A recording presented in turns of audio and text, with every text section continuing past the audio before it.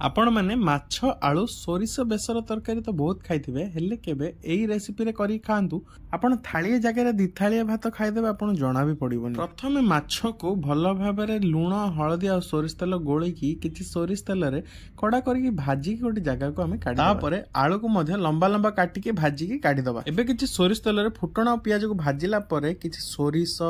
अल्प जीरा दुईटा सुखिला लंका 4-5टा कंचा लंका अल्प गोलमरीच खंडे अदा अल्प रसुण को भल भाव बाटिकी से भजा पियाज रे देदबा एवं 2-3 मिनिट कषी दबा। से कषी हो गला पर से अल्प टिके हलदी आ काश्मीरी चिली पाउडर पकेदबा से किसी भूषण पत्र पकेदबा गोटे कटा टमाटो आ अल्प लुण पकईकि 5 मिनिट कसला पर से आलू पके आउ टिके कषीदबा